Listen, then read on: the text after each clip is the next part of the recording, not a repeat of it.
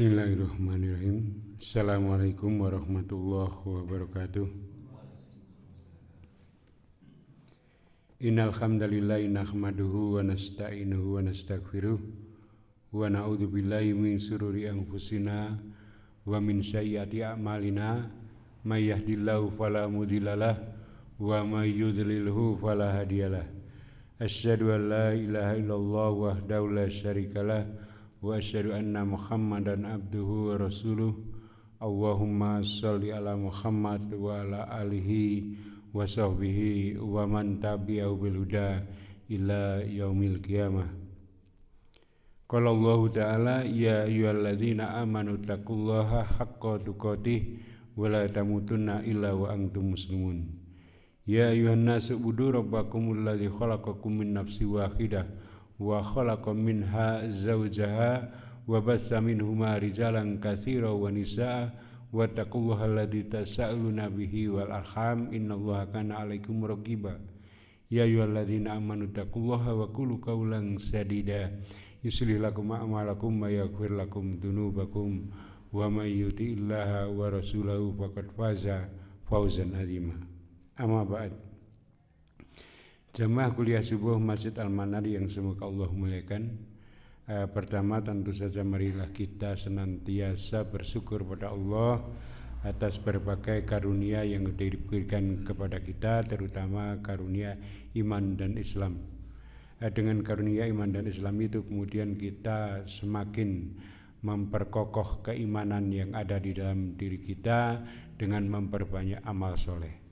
Dan tentu yang namanya amal soleh, amal kebajikan itu sangat banyak macamnya sesuai apa yang sedang kita bahas, yaitu babu bayani kasroti turukil khair, yaitu sebab yang menjelaskan banyaknya jalan untuk melakukan kebaikan. Jadi kebaikan itu banyak sekali, entah itu kebaikan dalam bentuk keyakinan, amalan-amalan di dalam hati, perkataan ataupun juga perbuatan. Itu banyak sekali macamnya. Maka tentu kita dengan berbagai macam amal kebaikan yang bisa kita lakukan, maka kita bersemangat untuk melakukan kebajikan itu. Dan nanti beruntunglah orang-orang yang kemudian amal kebajikannya di akhirat itu menjadi lebih banyak daripada amal kejelekannya, sehingga timbangannya lebih berat, timbangan kebaikannya, sehingga Allah memudahkan untuk menakdirkan kita masuk ke dalam surganya.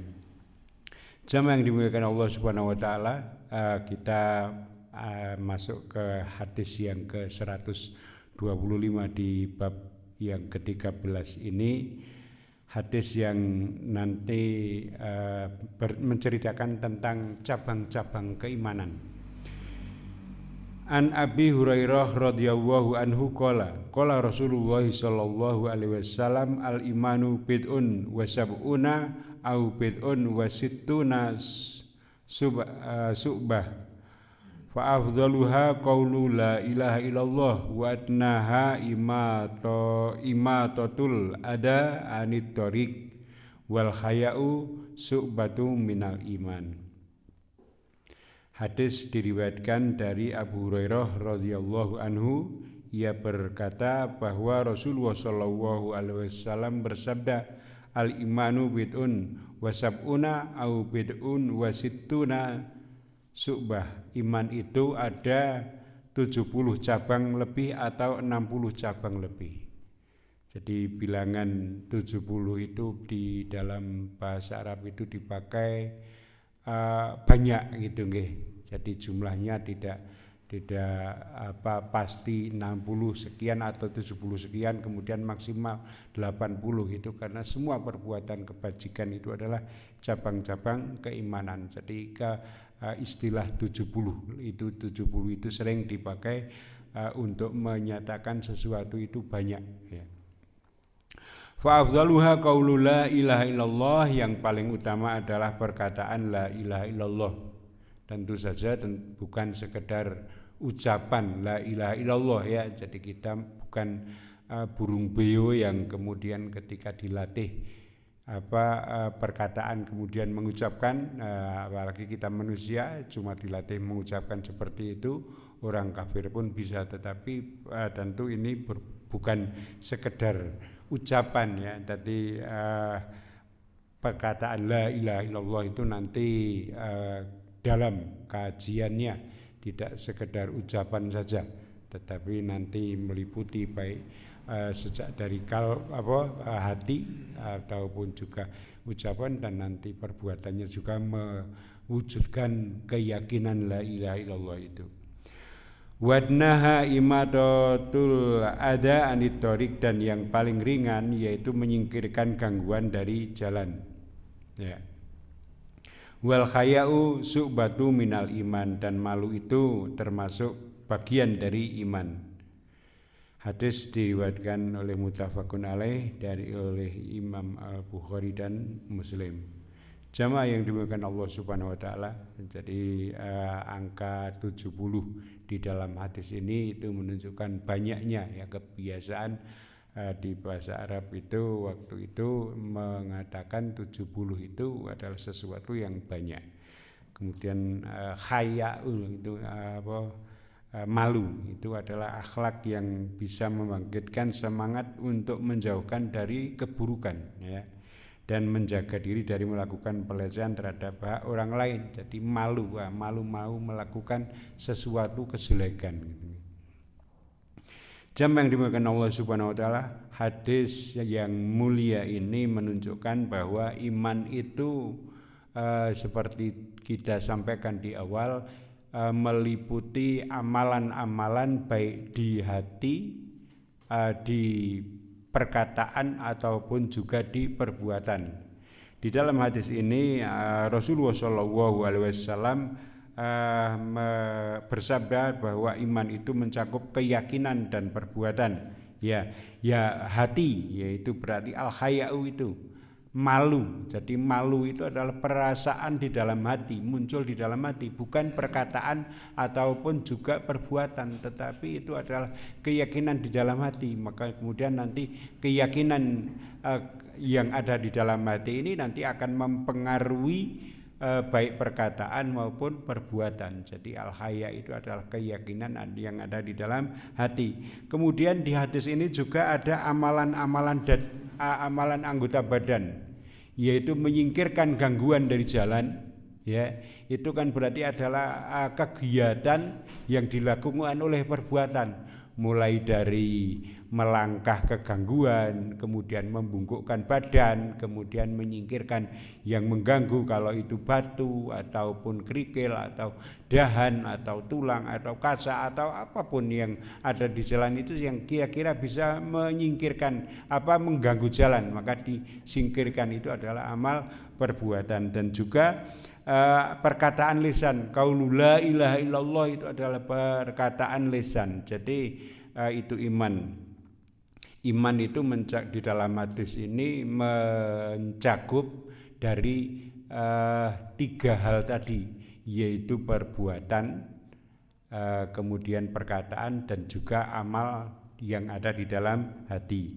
Maka jamaah yang dimuliakan Allah Subhanahu wa taala, seperti telah kita sampaikan bahwa amal kebaikan itu banyak sekali, entah itu ada di dalam hati ataupun juga perkataan ataupun juga perbuatan. Maka hadis ini pun mempertegas bahwa amal keimanan itu banyak sekali macamnya. Jamaah yang dimuliakan Allah Subhanahu wa taala, maka sabda Rasulullah SAW, al-imanu bid'un wa sab'una au bid'un wa sittuna su'bah, itu menggambarkan bahwa cabang keimanan itu banyak sekali ya, bukan dibatasi oleh jumlah 60 dan 70 itu ya, tetapi banyak sekali ya. Jamaah yang dimuliakan Allah Subhanahu wa taala, maka saking banyaknya itu iman itu benar-benar mencakup semua kegiatan ya. Al imanu qaulu bil lisan ya, wa itiqadu bil qalb wa amalu bil jawarih ya. Jadi iman itu mencakup amal-amal yang ada di hati, kemudian perkataan dengan lisan ataupun juga amal yang dilakukan oleh perbuatan. Ya, jadi keyakinan di hati itu kemudian lebih lanjut diwujudkan dalam kalimat-kalimat yang keluar oleh mulut itu menunjukkan apa yang ada di hati. Ya, kemudian ada kecocokan antara apa yang ada di hati dan juga apa yang diucapkan serta apa yang dilakukan oleh perbuatan. Bukan berarti kemudian berdiri sendiri-sendiri, tetapi ketiga hal tadi, yaitu amalan hati, amalan lisan ataupun amal perbuatan itu saling membenarkan satu dengan yang lain. Oh, kalimatnya kok seperti itu, perbuatannya juga mendukung kalimatnya itu. Jadi bukan kalimatnya berbeda dengan apa yang dilakukan.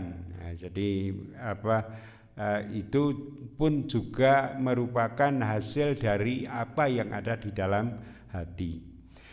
Jamaah yang dimuliakan Allah Subhanahu wa taala, inilah yang diyakini oleh Ahlussunnah wal Jamaah, bahwa yang namanya iman itu bukan sekedar keyakinan saja. Sing penting lah imane, amale urung ora apa-apa, bukan ya. Tetapi iman itu mencakup ketiga hal tadi, dan itu saling menunjukkan, memperkuat satu dengan yang lain ya. Jadi amal perbuatan itu adalah pencerminan dari apa yang ada di dalam hati. Bukan kemudian amal perbuatannya itu berbeda dengan apa yang ada di hatinya, tetapi itulah keimanan. Keimanan itu saling memperkuat satu dengan yang lain. Apa yang diucapkan, apa yang dilakukan itu adalah cerminan dari apa yang diyakini ya. Jadi Ahlussunnah wal Jamaah berprinsip seperti itu, bahwa iman itu melingkupi ketiga hal tersebut. Dan juga iman itu di dalam Ahlussunnah wal Jamaah itu bisa naik, bisa turun ya. Naik dengan amal perbuatan ya, kebaikan yaitu ketaatan, dan turun juga dengan sesuatu yang kebalikannya yaitu dengan kemaksiatan.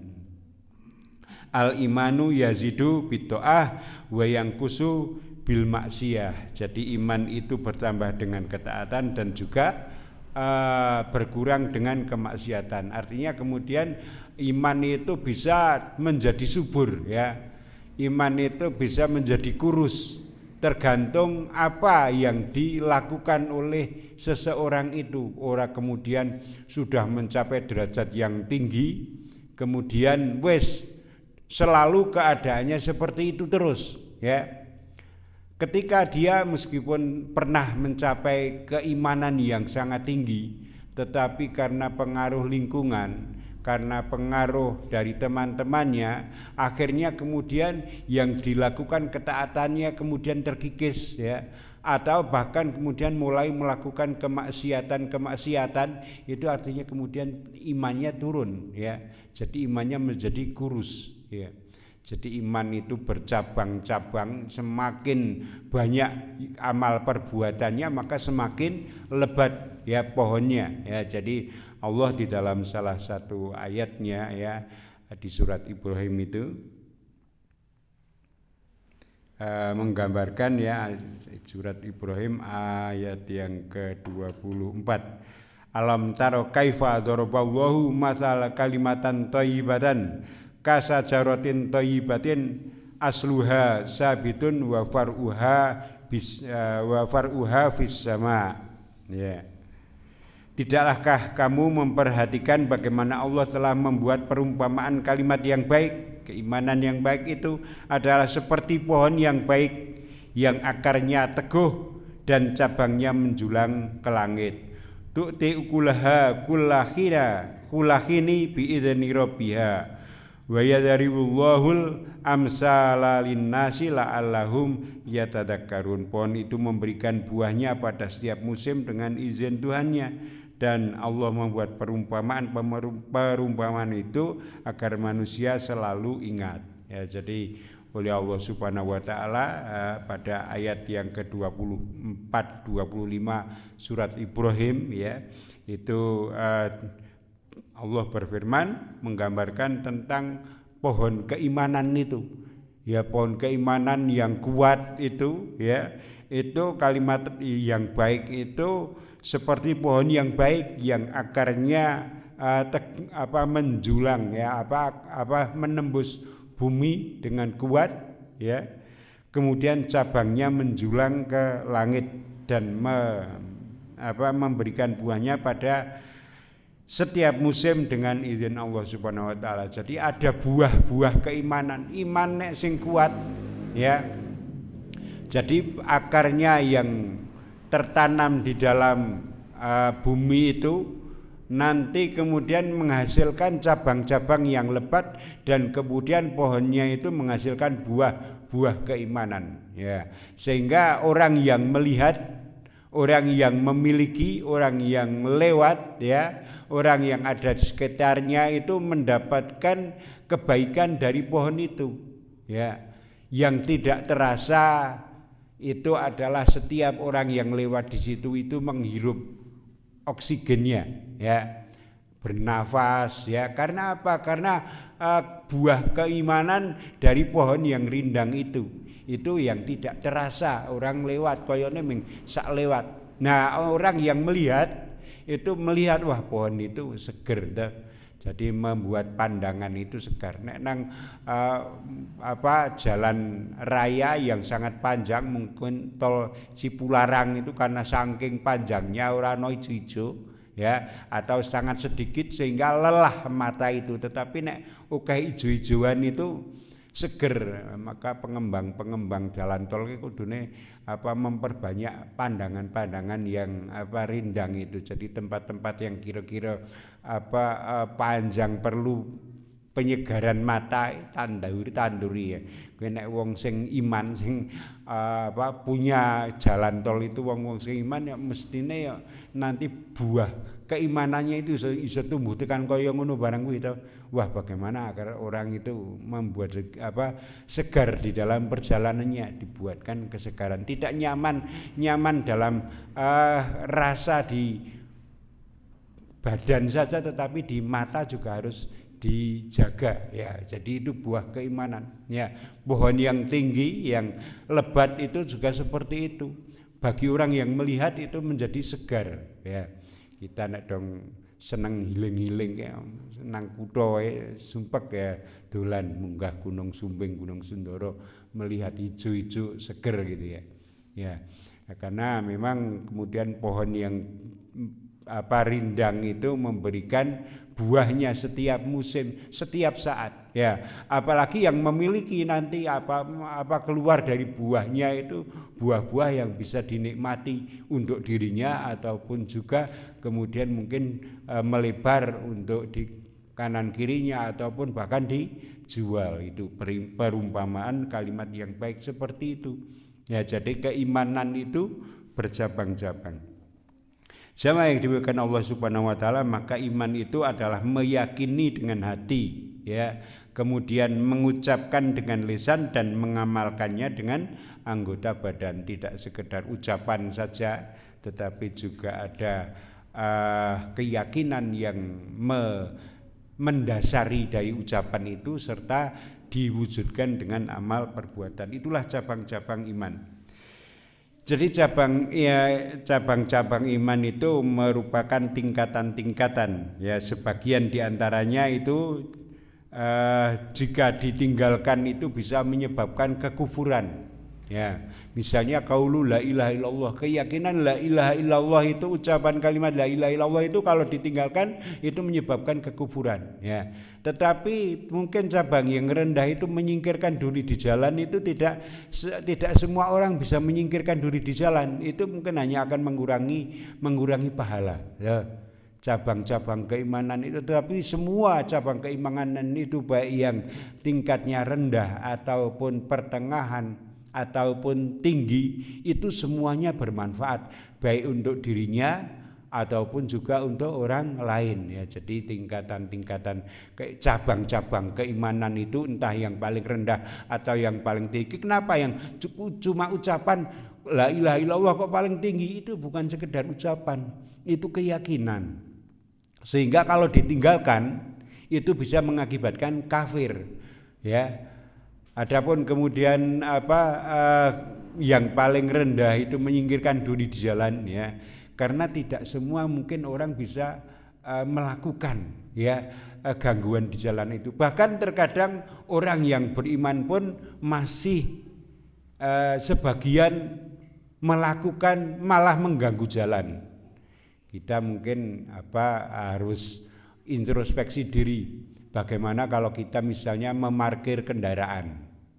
Apakah kendaraan yang saya parkir itu nanti membuat orang lain terhalangi jalannya atau tidak?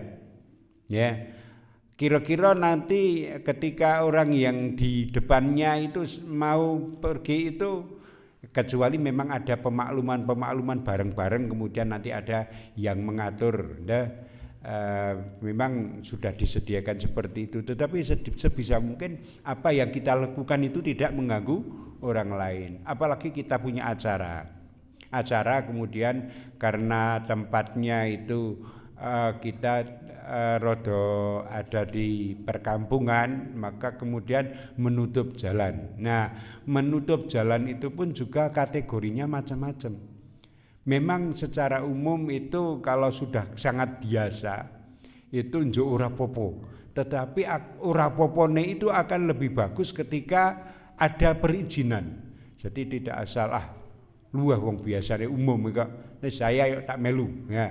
Nah, itu tak melu dosa itu ya ora apa ya, umum berbuat dosa kemudian kita ikut melakukan dosa itu juga tidak baik. Akan lebih bagus seandainya kemudian mungkin ketika ada alternatif yang lain, pilih alternatif yang lain. Kalau kemudian memang harus seperti itu ya di pertigaan-pertigaan yang mau menuju ke situ itu ada tanda-tanda, jangan sampai orang kecelik tiwas melebu dawa jebulane tutup.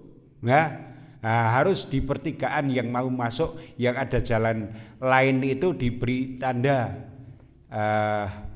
selain tamu, misalnya dilarang lewat. Nek ora wis kadung mlebu kecelik ya, kejindelen ya, kasihan maka ada tanda-tanda ya. Itu akan menjadi lebih bagus. Jadi menyingkirkan duri di jalan itu prakteknya itu jenisnya itu banyak sekali, tidak sekedar kemudian benar-benar jalan kemudian nek ono nang kono sing mengganggu disingkirkan ya. Kita juga jangan mengganggu, membuat gangguan di jalan ya. Ada ini cerita teman di Kalimantan sana itu, ada orang yang sengaja mengganggu jalan itu tujuannya finansial.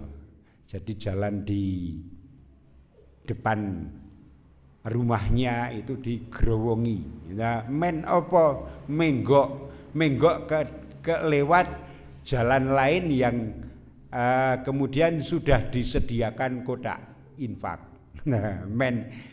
Jadi sengaja. Ini bukan menyingkirkan gangguan di jalan, tetapi justru malah mengganggu orang melakukan perjalanan. Maka ini bukan ciri-ciri orang yang beriman yang seperti ini. Maka orang-orang yang beriman akan berpikir baik untuk hal yang kecil ataupun juga hal yang ringan. Kadang mungkin kita tidak terasa makan makanan ya yang kemudian sampahnya itu kalau kita tidak biasa memperhatikan urusan kecil itu sampahnya war-war saja. Padahal bukan sekedar berbahayanya. Mungkin karena kecil tidak berbahaya, tetapi oleh pandangan itu mari cepet nek sampah itu. Ya, jadi padahal semua perbuatan itu bisa menjadi pahala. Jadi banyaknya amal kebajikan itu. Misalnya kita yo karo olahraga, karo resik-resik latar niate men wong sing liwat kene iki nyaman. Nah, itu juga bisa menjadi amal kebajikan ya. Maka jamaah yang dimuliakan Allah Subhanahu wa taala, mari kita bersemangat ya untuk melakukan amal kebajikan itu. Entah perbuatan-perbuatan itu cukup hanya yang ada di hati ya, ataupun juga perbuatan-perbuatan yang memang harus keluar oleh lisan kita, apalagi oleh perbuatan kita. Maka jamaah yang dimuliakan Allah Subhanahu wa taala, dengan berbagai macam aktivitas yang kita lakukan itu, kita bisa mempertahankan iman itu agar selalu dalam keadaan baik, agar pohon keimanan itu selalu rindang. Karena seperti yang kita sampaikan tadi, bahwa iman itu bertambah dan berkurang. Bertambah karena ketaatan dan berkurang karena kemaksiatan. Maka amal-amal perbuatan kebajikan, ibadah-ibadah yang mungkin ringan ya, itu bisa memperlebat buah pohon keimanan yang ada pada kita. Maka sampai yang dimuliakan Allah Subhanahu wa taala, begitu komplitnya Islam itu tentang berbicara tentang keimanan saja itu bisa melingkupi segala macam kebajikan. Mulai dari kebajikan yang nanti bisa berujung ke hanya sekedar doa. Dhewe kan membantu Palestina kayak sing ambendina digempur oleh Israel ki angel banget. Tetapi kalau ada keimanan di dalam hati kita, begitu kita mendengar, melihat di medsos ono muncul nang beranda tentang Palestina, langsung kita berdoa. Mungkin mengkhususkan doa yo nek dong pas salat kae kita memperbanyak nek dong pas majelis-majelis tertentu. Tetapi kalau kadang kita dalam keadaan santai lupa doa. Tetapi bagi orang yang beriman, ketika kita muncul beranda-beranda seperti itu ya di medsos kita itu, wah kok muncul Palestina, langsung kelingan, langsung berdoa ya. Ya Allah, tolonglah saudara saya yang ada di Palestina dan di semua tempat. Kemudian kok muncul kayak misalnya ana wong ana wabah-wabah, ya kemudian kita berdoa semoga yang sakit itu diberikan kesembuhan, dan kita berlindung semoga Allah tidak memberikan rasa sakit yang seperti itu pada kita. Pokoknya itulah ya, iman itu sangat komplit gitu ya. Jadi berbicara tentang iman itu tidak ada habisnya. Maka banyak ulama-ulama yang kemudian membuat kitab-kitab yang tentang keimanan itu, karena memang keimanan itu begitu dalamnya, dan kemudian semua sangat tergantung dari keimanan itu. Kebaikan itu karena keimanan yang ada di dalamnya.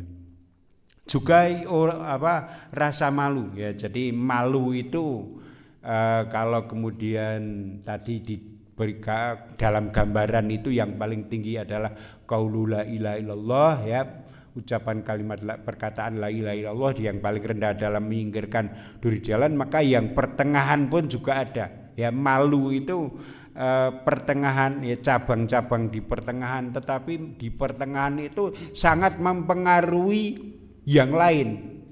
Nek malu ya, wah malu ya latare ora saponi. Nah, lek nyaponi latar. Nah, itu merupakan membuat cabang keimanan yang lain. Nah, wah malu ya berbuat maksiat. Akhirnya tidak melakukan perbuatan maksiat. Wah, isinnya wong Islam kok ora salat jamaah. Akhirnya kemudian melakukan ketaatan, ya. Dan banyak sekali perbuatan-perbuatan yang muncul karena malu itu. Tetapi kemudian bagi orang yang beriman, semuanya dikaitkan dengan innamal a'malu binniyat. Semua itu tergantung dari niatnya. Maka malu kita pun juga harus didasarkan pada malu pada Allah. Malu kalau melakukan maksiat, malu kalau tidak melakukan ketaatan. Maka itu kemudian malunya tadi itu mengakibatkan semua perbuatan menjadi ibadah. Jemaah yang dimuliakan Allah Subhanahu wa taala, maka ya mari ya kita bersemangat dengan amal kebajikan itu ternyata banyak sekali memang ya, mulai dari yang tingkat rendah, tingkat pertengahan sampai tingkat yang paling tinggi. Qaulu la ilaha illallah itu, keimanan itu ya, tentu bukan sekedar ucapan yang ada di lisan, tetapi ini merupakan pondasinya keimanan itu ya, akarnya keimanan itu ya. Dengan kalimat itu maka orang ada dua golongan, orang iman dan orang kafir ya. Dengan kalimat itu pula maka kemudian ada yang namanya jihad ya. Dengan kalimat itu pula maka kemudian ada surga dan neraka. Siapa yang kemudian akhir hayatnya la ilaha illallah, maka dia akan masuk surga ya. Dengan kalimat itu pula ya ada wazan, timbangan di akhirat itu ya, mizannya itu ya, timbangan seseorang di akhirat itu karena tegak karena kalimat la ilaha illallah. Jadi kalimat la ilaha illallah itu kemudian memang melingkupi segala sesuatu amal perbuatan. Jadi akar pokoknya ya, meskipun yang cabang paling tinggi tetapi akarnya ya sebagai dasar dari semua perbuatan keimanan adalah la ilaha illallah itu ya. Orang berbuat apa-apun ya, kalau didasarkan atas la ilaha illallah, maka bisa jadi itu perbuatan-perbuatan itu menjadi ibadah dan kemudian dicatat oleh Allah sebagai amal soleh ya. Tetapi perbuatan sebaik apapun tetapi dia tidak punya kalimat la ilaha illallah, maka ya cukup berhenti sampai di dunia saja. Nanti dia di akhirat tidak akan mendapatkan apa-apa. Jadi adanya balasan di akhirat itu ya karena la ilaha illallah itu ya. Maka jemaah yang dimuliakan Allah Subhanahu wa taala, kalimat la ilaha illallah itu kemudian melingkupi segala sesuatu, dan ini pun juga kajiannya juga sangat banyak. La ilaha illallah itu mulai dari benar-benar meniadakan sesembahan yang lain, kemudian menetapkan bahwa sembahan yang sesungguhnya yang berhak disembah adalah hanya Allah semata ya, tidak ada yang lain ya. Maka keimanan itu qaulu la ilaha illallah itu benar-benar merupakan satu pondasi yang melingkupi segala sesuatu, sehingga sabda Rasulullah afdaluha qaulu la ilaha illallah, yang paling utama adalah ucapan la ilaha illallah itu karena merupakan kalimat yang menjadi dasar dari segala sesuatu. Maka arti dari la ilaha illallah yang sebenarnya adalah asyhadu alla ilaha illallah, aku bersaksi bahwa tidak ada sesembahan yang berhak disembah dengan benar kecuali Allah ya. Jadi ini mulai dari menetapkan yang disembah dengan meniadakan yang lain ya. Jadi ada peniadaan. Jadi ora iso nek kemudian orang yang tauhid la ilaha illallah tetapi masih mempunyai keyakinan syirik ya. Nang omah isih duwe benda-benda yang kita yakini punya kesaktian karena memang kita itu tinggalan orang-orang Jawa gitu, yang mungkin masih ada beberapa benda-benda ya. Maka itu kita singkirkan. Paling tidak bukan disingkirkan, kalau tidak disingkirkan bendanya ya kemudian disingkirkan keyakinan seperti itu. Jadi dengan cara bagaimana, nek upamane wujud gaman ya jenengane gaman itu untuk melakukan sesuatu, untuk ketok-ketok, wah aja nganggo kuwe to, wong kuwe tinggalane mbah ya, karena yang namanya gaman ya tetap dipakai to. Nek isih duwe keyakinan seperti itu nanti isih gampang dibelok-belokkan. Maka misalnya ada yang wujud kain, wujud kain ya nek kira-kira wis lusuh ya ya diperlakukan seperti kain yang lain ya. Nek ora dibuang ya kemudian dibakar atau apa ya. Memang kemudian ada beberapa hal yang untuk menjaga keyakinan la ilaha illallah itu, hal-hal yang seperti itu daripada nanti bisa mempengaruhi kembali, langsung dihilangkan. Itu sisandene peniadaan, meniadakan sesembahan selain Allah. Maka keyakinan itu kemudian diikuti dengan perbuatan-perbuatan yang kemudian memang menutup celah-celah munculnya kesyirikan. Maka cabang keimanan yang paling tinggi adalah la ilaha illallah, karena semua berakar dari ini, dari la ilaha illallah itu. Maka jamaah yang dimuliakan Allah Subhanahu wa taala, maka mari ya kita semakin hari ya itu semakin memperlebat pohon keimanan kita dengan keyakinannya itu semakin dimantapkan. Kemudian ucapan-ucapannya itu pun juga menunjukkan ucapan-ucapan orang yang beriman, serta perbuatannya juga perbuatan-perbuatan orang yang beriman. Menyingkirkan gangguan di jalan itu bisa sifatnya itu kecil ataupun juga besar. Ketika ada perbuatan-perbuatan yang kemudian memperlancar urusan orang lain, maka kita berusaha untuk ikut membantu. Sebaik-baik orang Islam adalah yang bermanfaat bagi orang Islam yang lain, berakibat bagi orang yang lain. Maka itu mempermudah urusan orang lain, itu kan berarti menyingkirkan gangguan-gangguan yang dilakukan oleh aktivitas orang lain. Itu ya adalah cabang-cabang keimanan. Jadi cabang keimanan itu sangat komplit, baik untuk urusan-urusan yang kecil ataupun juga urusan-urusan yang besar.